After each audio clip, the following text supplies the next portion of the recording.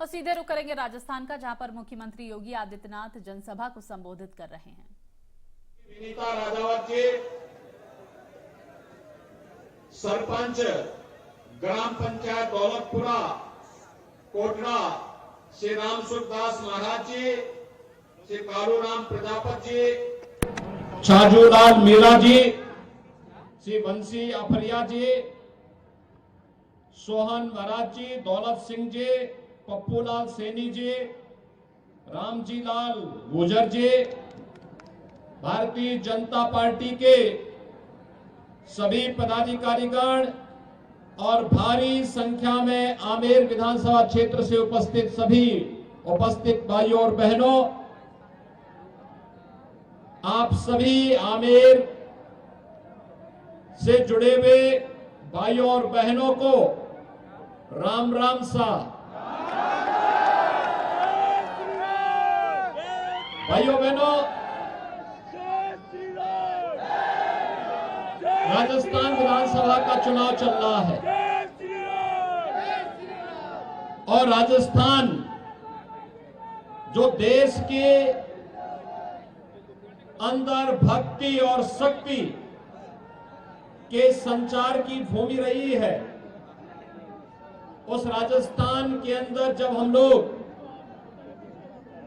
भक्ति की बात करनी हो, त्याग और बलिदान की बात करनी हो, देश के प्रति संपूर्ण समर्पण भाव के साथ कार्य करने की बात करती है, तो राजस्थान की ओर पूरा देश बड़ी आशा भरी निगाहों से देखता है कि वही राजस्थान है जिस राजस्थान ने पृथ्वीराज चौहान, महाराणा प्रताप और राजा सूरजमल जैसे महाप्रतापी राजाओं को जन्म देकर के इस धरा को पूर्ण किया है, सबके लिए पूज्य बनाया है। पद्मनिका जौहर और मीराबाई की भक्ति की पराकाष्ठा को कौन छू पाया है। राजस्थान की ऐसी पावन धरा को कोटि कोटि नमन करते हुए मैं आप सबका हृदय से अभिनंदन करता हूं। भाइयों बहनों,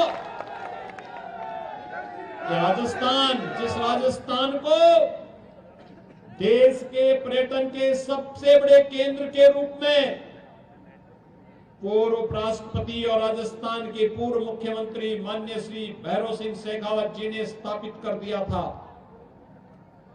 जिस राजस्थान को भारतीय जनता पार्टी ने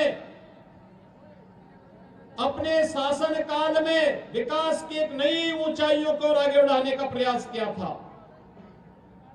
और जिस राजस्थान में 5 वर्ष पहले तक विकास हर गांव, हर गरीब, हर किसान, हर नौजवान, हर महिला तक पहुंचाने के लिए बड़े बड़े कार्यक्रम और कार्य योजनाएं आगे बढ़ी थी, श्रीमती वसुंधरा राजे जी के नेतृत्व की भारतीय जनता पार्टी सरकार ने आगे बढ़ाया था।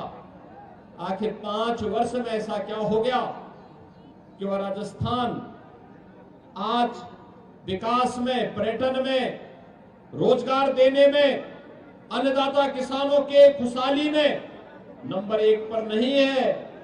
आज भाइयों बहनों, राजस्थान नंबर 1 में होता है अपराध में नंबर 1 पर, अराजकता में नंबर 1 पर, भ्रष्टाचार में नंबर 1 पर, गुंडागिर्दी में नंबर 1 पर, गौकशी की घटनाओं में नंबर 1 पर, और भाइयों बहनों, महिला संबंधी अपराध हो या साइबर अपराध हो, इन सब में आज नंबर 1 पर राजस्थान है। और इसीलिए मुझे आने की आवश्यकता पड़ी है भाइयों बहनों, आपसे अपील करने के लिए, इसीलिए मैं आया हूं। एक और प्रधानमंत्री मोदी जी के नेतृत्व में, प्रधानमंत्री मोदी जी के नेतृत्व में भारत दुनिया की एक बड़ी ताकत बन रहा है।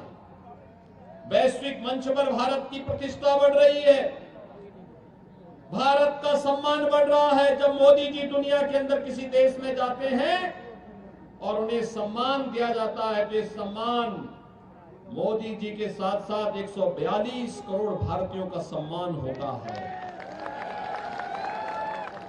सुरक्षित होती हुई सीमा, आज कोई दुश्मन भारत की तरफ टेढ़ी निगाहों से नहीं देख सकता। कोई दुश्मन आज भारत की सीमाओं में घुसपैठ करके निर्दोष नागरिकों पर हमला करने का दुस्साहस नहीं कर सकता है। उसे मालूम है अगर उसने दुस्साहस किया तो भारत के बहादुर जवान उसकी माद में घुस करके उसका काम तमाम भी कर सकते हैं। भाइयों बहनों, आज भारत के अंदर कांग्रेस के द्वारा दी गई बड़ी बड़ी जो समस्याएं थी, उन समस्याओं के समाधान का एक मादा है। आपने देखा होगा कांग्रेस ने आतंकवाद की समस्या दी, मोदी जी के नेतृत्व में कश्मीर में धारा 370 समाप्त करके आतंकवाद की समस्या का हमेशा के लिए समाधान निकाल दिया गया। भाइयों बहनों, कांग्रेस के शासन ने नक्सलवाद दिया, मोदी जी के नेतृत्व में नक्सलवाद की समस्या का समाधान हो रहा है। कांग्रेस ने देश को अलगाववाद की चपेट में झोंका था, मोदी जी के नेतृत्व में अलगाववाद की समस्या का समाधान हो रहा है। कांग्रेस ने विकास को अवरुद्ध किया था, मोदी जी ने देश के अंदर हाईवे, रेलवे, एयरपोर्ट और साथ साथ देश के अंदर AIIMS, IIM, IIT, one district one medical college, हर घर नल की योजना को देकर के विकास हर गांव, हर गरीब तक पहुंचाने का काम किया है। भाइयों बहनों, कोई सोचता था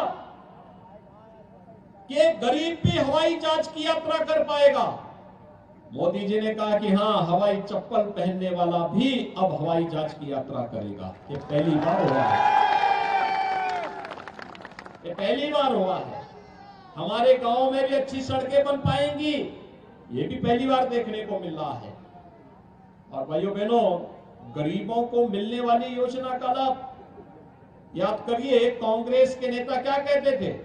कहते थे कि देश के संसाधनों पर पहला अधिकार मुसलमानों का है। ये बोलते थे ना, ये बोलते थे ना। और मोदी जी ने क्या कहा? उन्होंने कहा नहीं, देश के संसाधनों पर पहला अधिकार गांव का है, गरीब का है, किसान का है, नौजवान का है, दलित का है, वंचित का है, समाज के प्रत्येक तबके का है। मोदी जी ने नारा दिया, सबका साथ, सबका विकास। भाइयों बहनों, ये सबका साथ और सबके विकास का नारा ही राम राज्य की आधारशिला है। कांग्रेस कहती थी कि राम हुए ही नहीं, कृष्ण हुए ही नहीं। आखिर कांग्रेस यही कहती थी ना। और भाइयों बहनों, हमने कहा था रामलला हम आएंगे, और मंदिर बनाने के पहले हमने ये भी कहा कि रामलला हम आएंगे, लेकिन पहले ढांचा हटाएंगे। गुलामी का ढांचा हटा ना, आज मंदिर बन रहा है ना, कोई संदेह है क्या? तो भाइयों बहनों, अब फर्क आपको महसूस हो गया होगा। कांग्रेस देश की समस्या का नाम और भारतीय जनता पार्टी समस्या के समाधान का नाम, दोनों अंतर फर्क महसूस हो गया ना। और भाइयों बहनों, इसीलिए हम लोग आए हैं।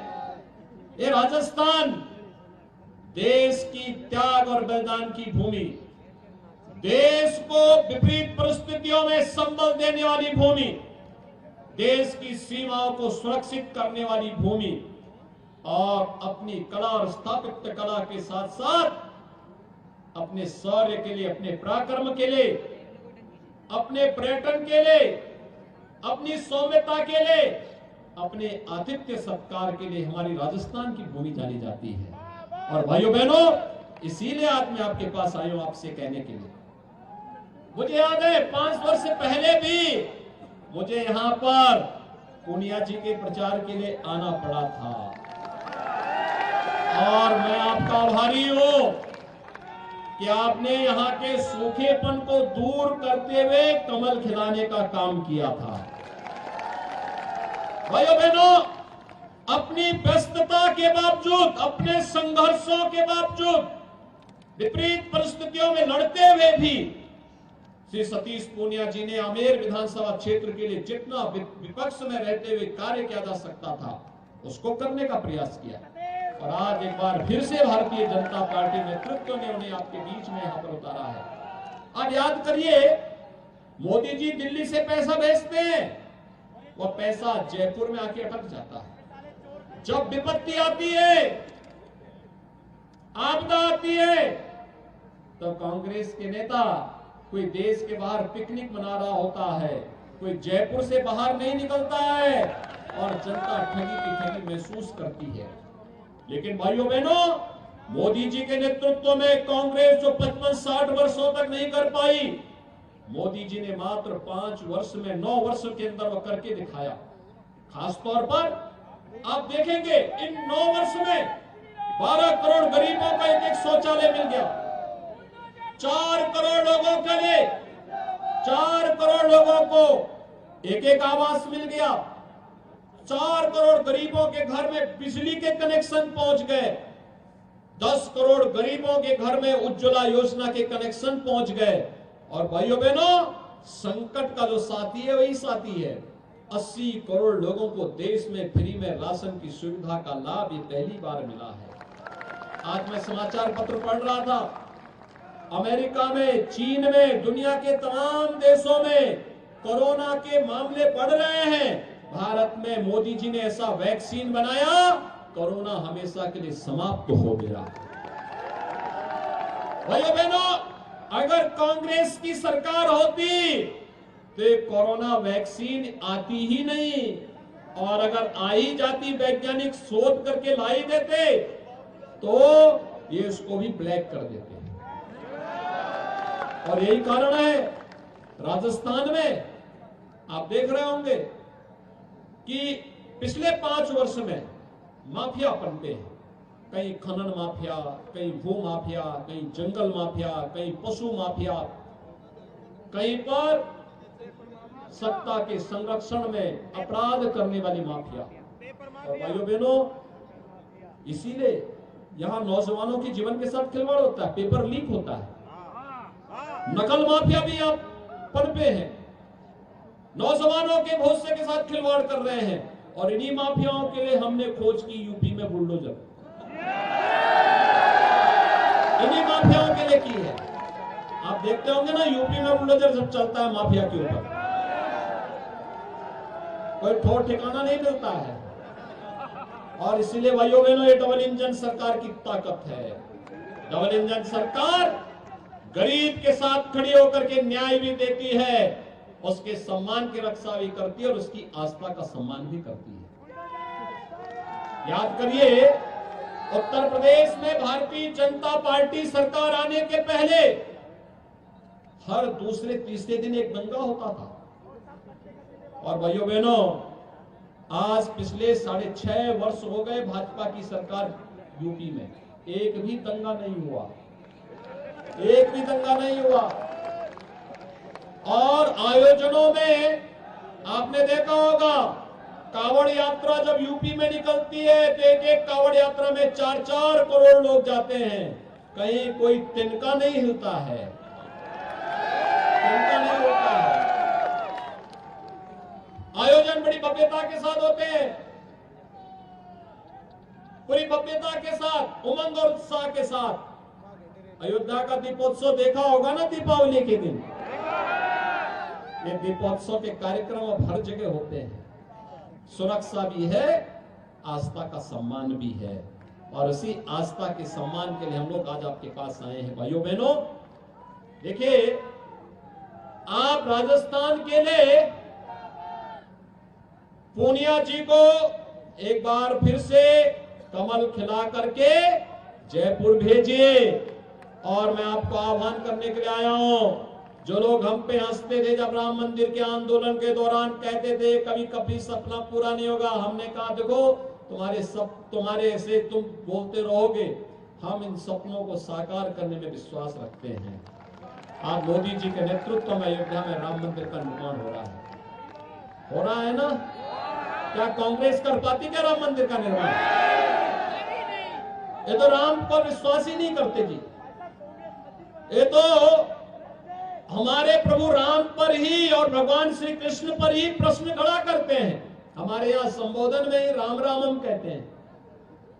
जन्म लेने के साथ राम और जन्म की यात्रा पूरी करने के बाद भी राम के साथ ही हमने जीवन, हमारा जन्म और जीवन दोनों बराबर जुड़ा हुआ है। लेकिन एक कांग्रेसी हमारे अस्तित्व पर प्रश्न खड़ा करने का काम करते हैं। और इसलिए भाइयों बहनों, जो सनातन धर्मावलंबियों के अस्तित्व पर प्रश्न खड़ा करते हो, उनकी स्वयं के अस्तित्व पर प्रश्न खड़ा कर दीजिए। तो चुनाव उसका सबसे अच्छा माध्यम है। और इसीलिए आज मैं आपके पास आह्वान करने के लिए आया हूं कि जो आपकी भावनाएं थी उसके अनुरूप कार्य हो रहा है। अयोध्या में भगवान राम का मंदिर बन रहा है। 22 जनवरी 2024 को प्रधानमंत्री मोदी जी के कर कमलों से रामलला अपने भव्य मंदिर में 500 वर्षों के बाद विराजमान हो गए। कितने लोग इच्छा रखते हैं अयोध्या जाने की? भाई पूरा राजस्थान। भाइयों बहनों, अब मैं आपका यही आह्वान करने के लिए आया हूं कि आप श्री सतीश पूनिया जी को विधानसभा में जयपुर भेजिए। और सतीश पूनिया जी के मैं जिम्मे देता हूं कि आमेर विधानसभा क्षेत्र की जनता जनार्दन को लेकर के 22 जनवरी के बाद अयोध्या जरूर पहुंचे। सहमत हैं? सभी लोग सहमत हैं? भाइयों बहनों, सहमत है ना? देखो, आप अगर इस कार्य को करेंगे तो पूनिया जी 3 दिसंबर के बाद ट्रेन पहले से बुक करवा लेंगे, है ना? बाकी अयोध्या में तो हम लोग देख लेंगे। और इसीलिए मैं आज आपके पास आया हूं। आप सभी लोग सहमत हैं तो फिर मेरे साथ बोलेंगे, दोनों हाथ उठा करके, जहां तक मेरी आवाज जा रही है। भारत माता की, भारत माता की, भारत माता की।